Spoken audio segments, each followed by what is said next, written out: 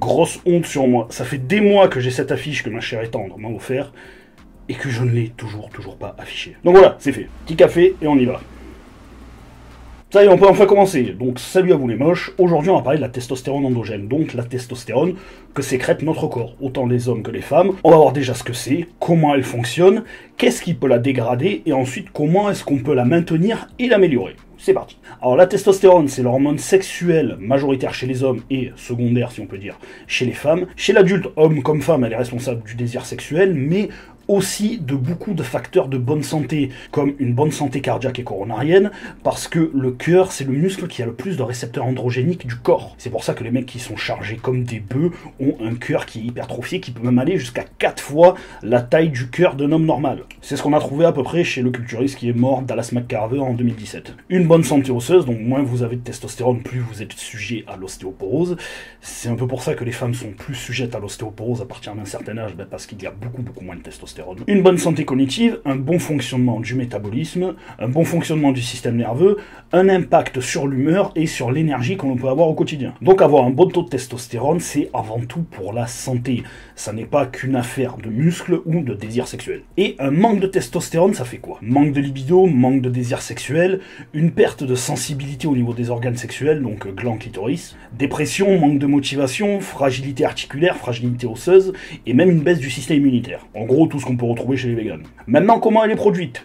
Chez l'homme, c'est l'hypophyse qui envoie un signal aux testicules pour produire de la testostérone. C'est là qu'on parle d'axe hypothalamo-testiculaire. El famoso axe HPTA. C'est pour ça que même nous, les hommes, quand on est extrêmement préoccupés par la vie, en gros, on a beaucoup moins de désir, parce qu'en gros, le cerveau est occupé à turbiner autre chose, et du coup, en bas, ça marche beaucoup moins. Et chez les femmes, c'est un peu différent, c'est un peu plus complexe. De toute façon, les femmes sont beaucoup plus complexes au niveau hormonal. En gros, ce sont les ovaires et les glandes surrénales qui produisent à peu près la moitié de la testostérone, et ensuite, c'est une conversion périphérique qui est faite via l'intermédiaire de prohormones, comme le DHEA et la pregnénolone. Pour rappel, les prohormones, ce ne sont pas des hormones, mais ce sont des précurseurs hormonaux qui induisent une production hormonale. Exemple, la pregnénolone pour soutenir les glandes surrénales à la production de cortisol. Et la femme produit environ 15 à 10 fois moins de testostérone qu'un homme. Donc, mesdames, s'il vous plaît, arrêtez de dire que vous avez peur de devenir trop musclé ou que vous prenez vite. Non, ça n'est pas vrai. Ça n'est physiologiquement pas possible. Pour qu'une femme devienne très musclée, qu'elle atteigne son potentiel génétique naturel maximum, ça lui demande un travail acharné. En gros, on peut dire vulgairement que ça vous demande 10 fois plus d'efforts parce qu'il y a 10 fois moins de testostérone. Et le résultat final, vu qu'il y a moins de quantité d'hormones anaboliques, sera beaucoup moins important que celui d'un homme. Sauf pour des cas très spécifiques, comme notre ancienne tenniswoman Amélie Mauresmo, qui présentait un cas d'hyperandrogénie féminine, et qui par conséquent avait un taux naturel de testostérone plus élevé, donc elle était dopée naturellement. Ce qui en fait une super sportive naturelle. Maintenant, qu'est-ce qui fait que notre testostérone peut chuter, et ça peu importe notre âge? Bien sûr, l'âge avance, plus on a de chances d'avoir un taux de testostérone bas, mais il y a certaines personnes qui n'ont même pas fini leur puberté, qui peuvent se retrouver à zéro. On dit que l'activité physique, c'est bien pour avoir une bonne production de testostérone. Ça dépend à quel volume et ça dépend de quel type d'activité physique. Parce que les activités physiques d'endurance sont les plus propices à faire chuter le taux de testostérone naturel. Et quand il y a surentraînement, c'est encore plus catastrophique. Pourquoi? Parce que les activités physiques d'endurance, voire même d'endurance extrême, induisent une montée d'endorphine. Ça vous fait baisser votre testostérone, votre dopamine, votre sérotonine et même les catécholamines. Les catécholamines, c'est tout un tas d'hormones et de neurotransmetteurs qui aident au bon fonctionnement du métabolisme et aussi à la perte de graisse. Donc c'est pour ça qu'au bout d'un moment, quand vous faites trop de cardio, vous brûlez plus de gras. Mis à part les sports d'endurance, qu'est-ce qui peut nuire à notre testostérone? Bien sûr, n'importe quel autre sport quand il est fait avec excès. Trop intense, trop de volume, trop longtemps. Quelqu'un qui vous dit que le surentraînement n'existe pas, c'est quelqu'un qui ne s'est jamais entraîné intensément, ne serait-ce que sur quelques mois. Bon alors, premier facteur, et ça c'est quelque chose que je vois le plus, c'est le manque de sommeil. Ne pas dormir suffisamment augmente votre cortisol et augmente votre sécrétion à l'insuline. Et augmente votre résistance à l'insuline, pardon. Ensuite, trop de glucides, trop de sucre, voire même trop de lipides et trop de lipides saturés peut induire une résistance à l'insuline et donc un diabète de type 2. Et ça a été prouvé que les diabétiques excrètent une partie de leur testostérone via l'urine. Donc en gros, si t'es diabétique, tu pisses ta testo. Tu vois, c'est bizarre, c'est un truc que les culturaux, ils ont jamais essayé. Boire de la pisse de diabétique. Comme je vous l'ai dit juste avant, trop de volume, trop d'intensité, Hausse du cortisol, en plus ça va vous créer des problèmes de sommeil, donc résistance à l'insuline. Vous voyez, le cercle vicieux recommence. Mais hors l'entraînement et la diète, il y a simplement la vie de tous les jours ou des mauvaises habitudes de vie qui peuvent vraiment détruire notre testostérone. Un choc émotionnel ou de la maltraitance physique, psychologique sur le moyen long terme. Ça c'est quelque chose qui va sûrement parler à beaucoup de personnes.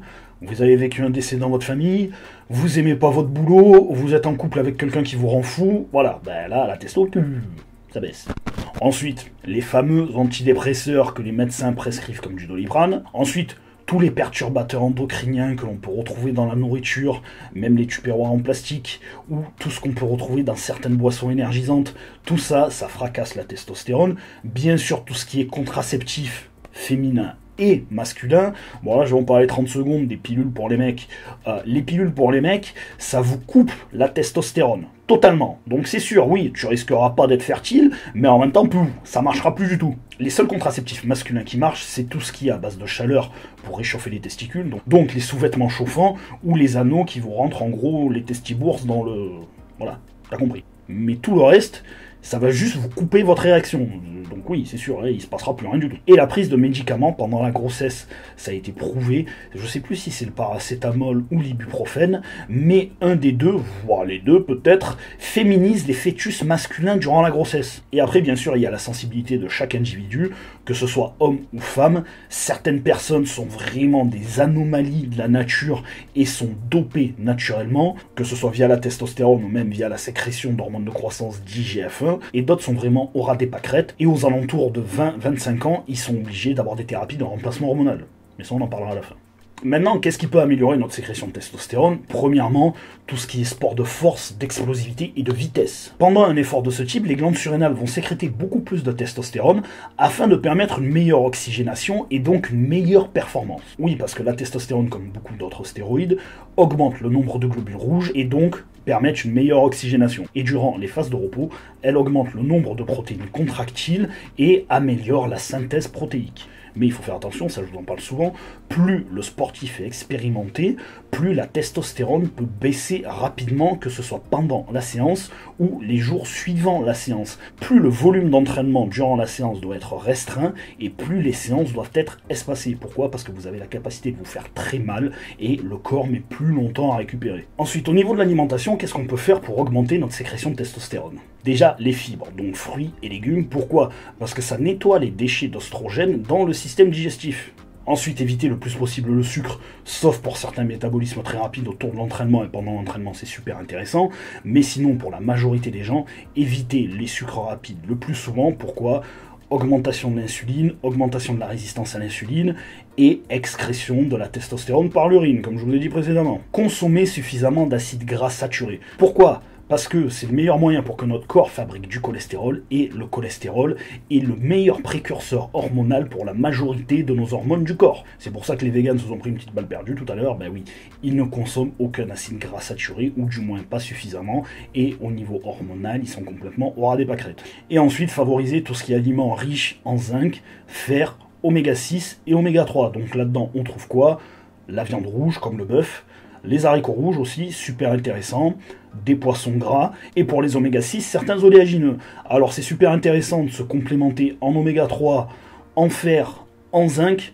Les oméga 6, pas forcément, parce qu'on a tendance à avoir beaucoup trop d'oméga 6 dans notre alimentation et pas suffisamment d'oméga 3. Donc en gros, notre cher Caradoc a quand même raison en partie. Le gras, c'est la vie. Et en parlant de gras, j'ai appris quelque chose de super intéressant, c'est que tous les stéroïdes fabriqués pour une utilisation médicale, donc la testostérone et tous ces autres dérivés, sont issus de la fermentation du cholestérol de soja. Donc la définition d'homme soja vient de changer, et quand on regarde Mister Olympia, ce sont les plus gros hommes soja de la Terre. Ça me permet de faire la transition vers le médical. Donc les substituts de testostérone via injection sont utilisés pour traiter tout ce qui est retard de croissance, retard de puberté, bien sûr les déficits hormonaux, les alitements de longue durée pour conserver de la masse musculaire, et aussi dans certains cas de traitement de maladies auto-immunes. Mais là où elle est le plus couramment utilisée, c'est tout ce qui est pour déficit hormonal, autant chez les jeunes hommes que chez les hommes un peu plus âgés. Donc ce qu'on appelle une TRT, une thérapie de remplacement de testostérone, voire même une HRT, donc une thérapie de remplacement hormonal, là où on substitue toutes les hormones du corps. Donc testostérone, hormone de croissance, IGF-1, hormones thyroïdiennes, prégnénolone, DHEA. Oui, dans certains cas, on est obligé d'en arriver là, parce que quand le corps ne produit plus ses propres hormones, le confort de vie en prend un coup, ça devient très très très dur. Déjà, après 30 ans, notre testostérone baisse de 1% chaque année si on ne fait absolument pas attention. Si vous êtes sportif, si vous faites attention à ce que vous mangez, vous vous maintenez correctement jusqu'à vos 45-50 ans, et c'est là après que ça commence à descendre un peu plus. Et bon, après 60-65 ans, là oui, il n'y a quasiment plus rien. Mais chez la population globale des hommes, ces 10 dernières années, la testostérone a chuté de plus de 25%. C'est énorme. Et ça, c'est dû à notre mode de vie moderne. Donc pour résumer, si vous voulez faire attention à votre testostérone, vous devez faire un minimum de musculation. Ça ne vous empêche pas de faire du cardio. Je vous en ai parlé plus haut. La clé de la performance, c'est l'oxygénation. Donc faire du cardio, c'est améliorer son oxygénation. C'est très difficile, mais évitez le plus possible le stress. Dormez minimum 7 heures. L'idéal serait 8 à 9 heures, mais déjà 7 heures, c'est un bon compromis. Dites-vous que si vous dormez 6 heures au lieu de 8 heures par jour, sur une semaine, faites le calcul, ça vous fait 2 nuits blanches. C'est énorme. Donc dormez un minimum de 7 heures. Et si jamais vous pouvez vous caler une petite sieste de 20-30 minutes, c'est encore mieux. Même si c'est moins, juste 10 minutes, vous n'avez pas besoin de vous endormir. Vous mettez quelque chose sur les yeux, vous cachez la lumière, vous mettez des bouchons dans les oreilles, histoire de vous couper, vraiment d'être dans une petite bulle qui va vous permettre de récupérer un peu pour le reste de votre journée. Rien que ça va vous faire un bien fou. Au niveau de l'alimentation, évitez tout ce qui est trop transformé, donc trop gras, trop sucré. Mangez des fruits, mangez des légumes, mangez un minimum de produits animaux. Si vous êtes végétarien, les œufs sont la meilleure source de protéines et de cholestérol au monde. Et n'hésitez pas à vous complémenter en zinc, en fer, en oméga 3. Et bien sûr aussi, évitez de trop vous entraîner. Donc vous voyez, en fait, c'est toujours un juste équilibre. C'est le plus dur. Ne pas être trop extrême d'un côté et ne pas être trop extrême de l'autre. Bon voilà, c'est la fin de cette vidéo. J'espère que cette vidéo vous a plu. Comme d'hab, vous avez tout ce qu'il faut dans la description de la vidéo si vous voulez me contacter. Et je vous dis à bientôt. Ciao.